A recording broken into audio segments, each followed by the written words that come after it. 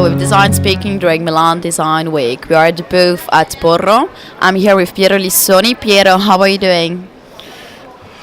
How are you doing? I don't know. I survive. Well, I know it's truly a long week and really busy, I suppose. But I mean, the preparation has been really long too, right? Yes. Can you imagine, for making something like this, we start to think about only for the exhibition, we start to think about nearby everything 6 months ago. Only for the exhibition, I don't talk about the project, I don't talk about the products, I don't talk about the design, I don't talk about material and blah, blah, blah. Only for the exhibition, we start to think about in which way is possible to design a house, in which way is possible to design the exhibition, how much people we supposed to host inside in a space 6 months ago. So that means you're starting again next week for the following year, right? Yes, but luckily I fix some rules, and the old clients, they know if they disturb me the next week I kill them. For 1 week I like to feel free, to live in a nicely way in Milano, because I like to live in Milano, without any discussion again about of design. Later on we start again, but believe, when I'm talking again about of later on, I'm talking about 1 week later we start again to think about of the next Salone del Mobile. So I totally imagine and can understand. But I know you have been doing that already for Porro from like 1986, if I'm not wrong? 1989, to be precise, 1989. Well, that has been a long time. So Lorenzo Porro told me about the collaboration that you had between you two, how you started creating this world for Porro. But how did you meet? I met Lorenzo in university because we were students in the same university many years ago, but it was in the end of the university, and I was in the beginning of the university.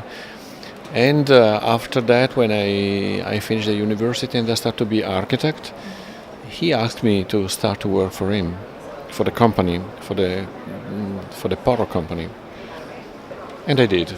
And what is your idea about Porro? So, I mean, this whole concept that you have built for them.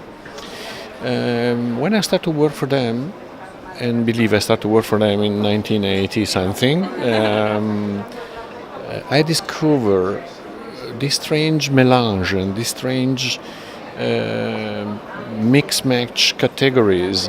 One incredible human touch, some incredible handcraft people inside, and some other of them there was unbelievable high technology in the former time, high technology people.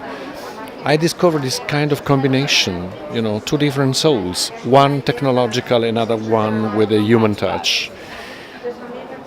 And I continue to think about, okay, that is the project, that is the topics. If I change something in that way, I have only to follow the two master topics inside a factory.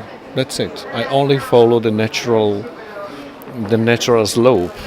So I see that you have been following it also this year with the news. What about the mast? I mean, it's one of the news of this year that you have been doing that is totally personalizable, different colors of wood actually. So I think it's like 16 different colors, right? Yeah, it's right. But the whole project inside in Porro, it's anyway a big combination of materials, colors, possibilities, combination, personalization. Everything is born to be. It's like a dress. It's like a jacket. I never think about of the industrial production and think it's possible to do something in an industrial way with the spatial bespoke measurements. Porro, it's exactly the same. Mast, it's a mast. Like in a boat. But in the same time, it's possible to do what you want. It's possible to use one, it's possible to use 100, it's possible to use tall 5 meters, it's possible to use tall 1.5 meters, it's possible to use only for suspended things, it's possible to put inside books, it's possible to to use completely empty and you pay and that's it, you know. That would be also awesome. And in fact, I've seen the library, and I think those one just behind us is more like a multifunctional mask, right? Yeah, this one is a multifunctional wardrobe. Because normally in a wardrobe you have to put inside many different clothes. You have to put inside dresses, jackets, pants, shoes, Hats. hats sometime. Yeah, for me probably it's a good idea to start to use a hat. No, I do think it's just like fashion having a hat. You don't need it. It's just like cool. It's super cool, and I collect some hats from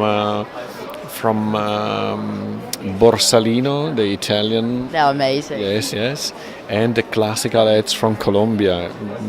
Oh, I've never had one of those ones. But I mean, I'm living in Belgium, so weather is not as good as in Italy. In Belgium it's only a little bit humid. That's true. Well, thank you very much for your time, Piero, and it was a pleasure to meet you. It's a great pleasure for me too, and see you soon. I hope in the next Salone del Mobile or somewhere else again during that Salone del Mobile. That sounds great. Thank you.